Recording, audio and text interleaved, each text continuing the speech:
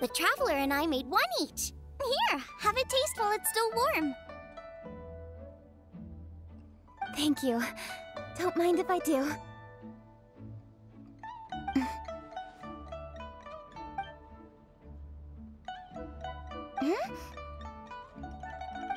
What is it? What does that face mean? This flavor... I've tasted it before. Apologies. Xiangling, Traveler, thank you both. This is everything I had hoped it would be. It tastes wonderful, and quite amazingly, somehow it took me right back to my childhood, when my grandfather was still around. Really? That's awesome! I didn't have a chance to fully explain before. In fact, when Master had filled in the missing parts of the recipe for me, I realized that I already knew how to make this dish. You already knew? You mean you were able to make this without ever seeing the recipe?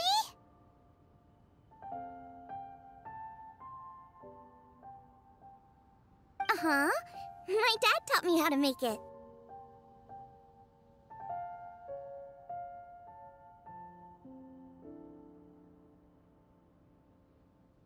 Wait, but isn't this dish from Keqing's grandpa's notes, though?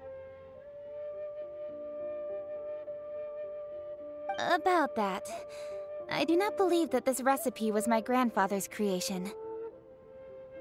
My grandfather was a well-known real estate tycoon in Liyue, and also a scholar. He was an avid collector of old books and was quite knowledgeable on many of Liyue's customs and traditions that are no longer practiced. As a child, I used to spend a lot of time with him in his study. We'd read the classics together, then debate how much of it was actually genuine, and whether Rex Lapis was real or not. He used to say, books are just a bridge that bring us a little closer to history.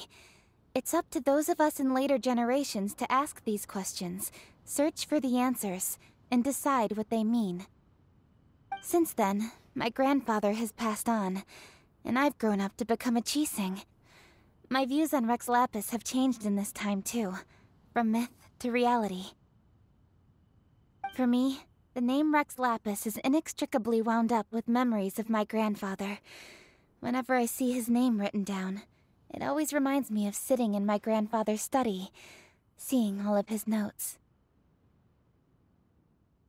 As I said earlier, this recipe came from those same notes. It's an ancient dish that he was trying to restore to its original form. But, unfortunately, without the full recipe, he never quite succeeded. Still, each time he tried cooking it, he'd always get me to have a taste while it was still warm. The memories. This really is the taste of my childhood. Ancient dish? Are cornbread buns really that old? Well, at least in my family it is. My dad learned how to make it from his dad, and supposedly it's been passed down that way for generations. We call them chili mince cornbread buns. They're a traditional folk food snack, easy to pack up and take with you on the road, so they're the perfect thing to eat on the go. La la la. Seeing Guoba just reminded me of something. I actually made this dish on the day I first met Guoba. How did you first meet? It was in a cave in the mountains. I ducked inside to get out of the rain and saw an offering table in there, so I put the cornbread buns I'd brought with me on it. Then I ended up falling asleep, and when I woke up, I found out that Guoba had eaten every last one. Guoba followed me around ever since. We're practically family now. Hold up! Stop the conversation! Look! The stone!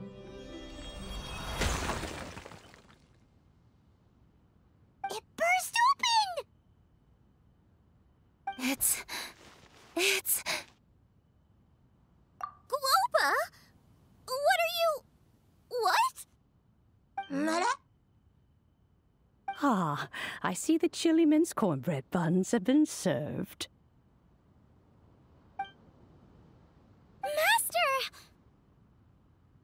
Granny, look! The stove god statue looks just like Guoba! Oh, indeed it does. After all, Guoba is the deity you've been searching for. God of the stove. Guoba is a god? You asked me if a sufficiently festive atmosphere would be enough to reawaken the stove god. And my answer is this: yes and no. The stove god has always been a deity with great affection for the people, and who acts in response to their desires. To him, the heart's passions and the heart's desires are not the same thing. Passion can be a technique, a skill, something derived from experience. But desires, they are deeper, more innate. They are the heart's strength in its purest form. Masterful chefs is wonderfully exciting, but it is more an exercise of passion than of desire, and passion alone will not suffice to reawaken the stove god from his deep slumber. But just now, when Keqing ate this dish she had longed for, a deeply held desire was fulfilled. As well as receiving an answer to a question, she also gained something much more precious. A moment of poignant nostalgia so vivid, it felt like she was right there alongside her grandfather. The enormous power unleashed by the fulfillment of this desire resonated with the stove god's statue, and caused it to manifest once more the form it took in the past. Of course, the stove god himself is not contained within the statue. The true stove god has been here with us all along. How does it feel, seeing a statue of yourself from your glory days? Look at him. Still so majestic. Glory days?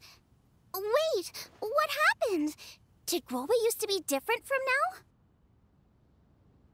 Oh, yes. Back in his day, your Guoba was once the patron god of the soil. But all the wisdom and power he had then, he has since surrendered to the soil itself. A god surrendering their power to the soil. I have heard this turn of phrase before, but what does it mean?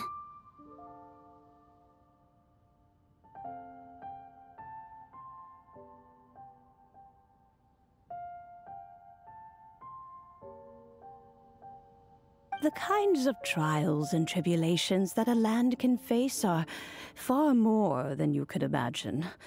Droughts, floods, torrential rain, hurricanes, earthquakes, tsunamis, fires, and plagues. The threat of disaster will never fully disappear from Liyue. Even woes that have never been faced before in history will come to pass in the future. Such things affect you mortals far more than we Adepti, with our immortal forms.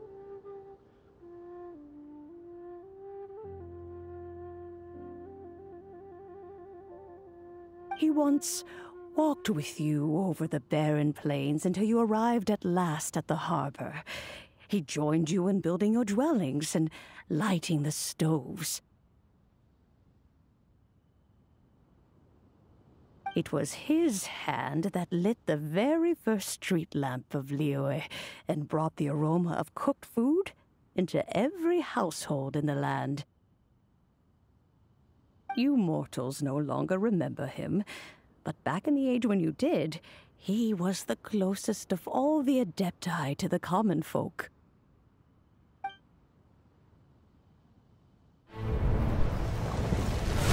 Machosius, god of the stove, born from a spark when stone struck stone. He was a god with a great love for humanity and their well-being. Millennia ago, the people sought to expand their city. They built a dwelling on the plains and called it the Gwaeli Assembly. The Stove God cared greatly for the people, turning himself into minions who went into every home, fostering food and solidarity alike. Alas, their home was taken by a flood. The waters ravaged the Gwaeli Assembly and forced the people back south to Liyue Harbor. Though the distance was not far, the journey was plagued by a terrible storm. For a dozen days, the Adepti stayed by their side. During this time, the Stove God cooked an ancient delicacy, flatbread with a meat sauce to stave off the cold and damp, fit for those on the move. Centuries later, disaster and plague arose once more. The Stove God would appear no longer, for he placed all of his power into the land itself to quell the calamities. His power expended, and his wits greatly reduced. Thus his body decreased in size. By the time he parted ways with us, he wasn't even the height of a human. He told Rex Lapis and I of the dishes that bring joy and of the secrets of the flame, then went into the mountains and entered into a long slumber.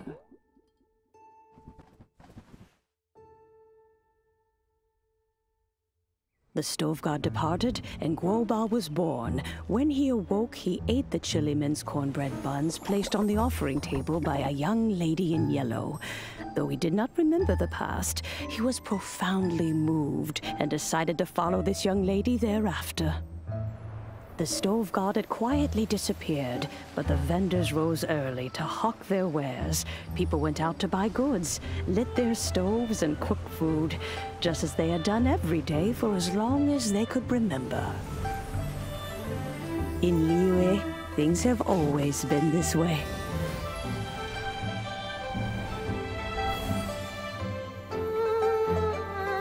Nature provides, the mountains rejoice. We are blessed by heaven's good grace. Years have gone by. The world has transformed, but our way of life survives.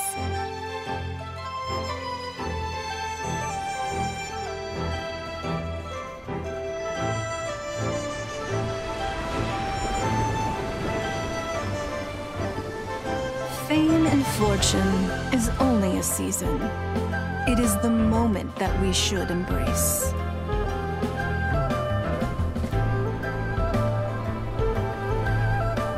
Past meets present. Heritage becomes legacy. Long into the future may we thrive.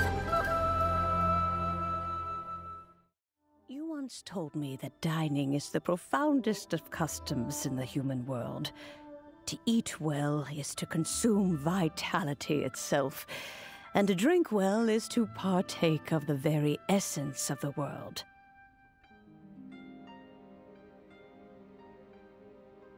It is a matter of paramount importance, you said, for people cannot face the arduous journey ahead on an empty stomach. At once a humble affair and a profound one. A humble meal of maize and spring water is also profound in that. By ensuring one's survival, it paves the way for millennia of human history and culture to come. My dear friend, Liyue has changed so much while you have slept. Looking at the prosperity and beauty around us today, does it make you happy?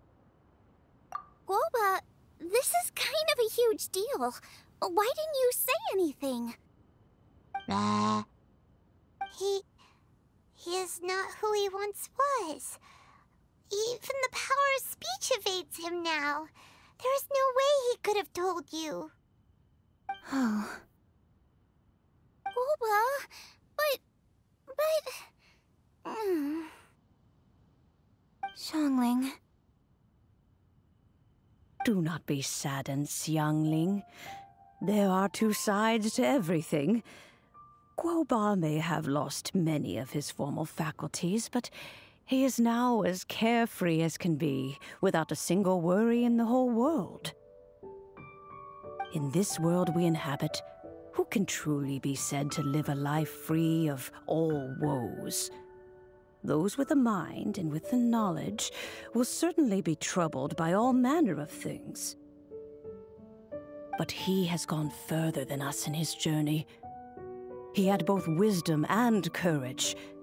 Everything he took upon himself, he was also ready to part with. His carefree demeanor today is a testament to the fact that he is at rest. So since you are his friend, take good care of him. Go out to walk and play. Allow him to eat, drink, and be merry. I will! You can count on me! Xiangling, you have an adeptal affinity. Guoba follows you around because he has respect for you. The moment he awoke, he was met with the familiar flavor in the chili mince cornbread buns he ate.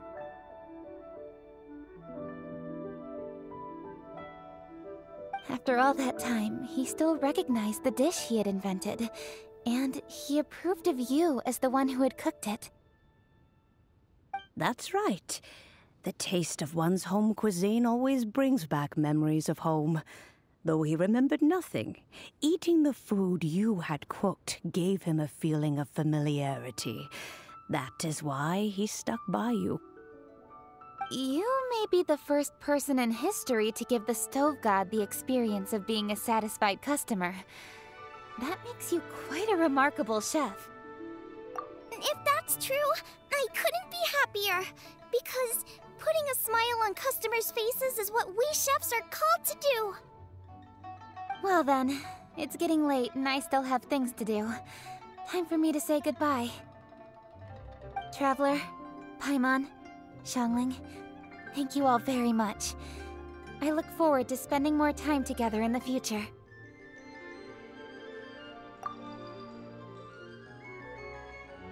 I guess my dad's probably heard the good news already, but I should still go catch up with him. Master, it's been a while since you came by. Why don't you join me?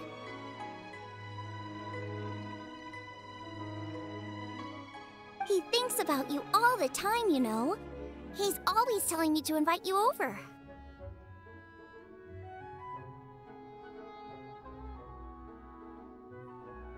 Oh, goodness me. Then, far be it from me to refuse. Off we go, then. Let's saunter over gently and see how all the city folk are getting along.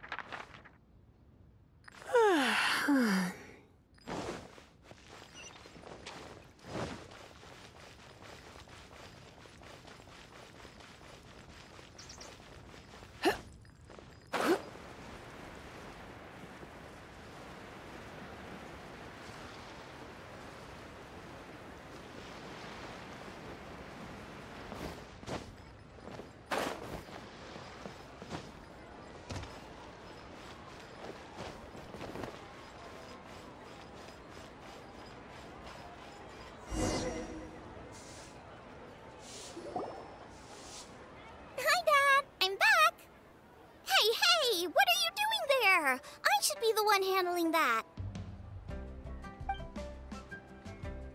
Oh no! Guoba's taken off!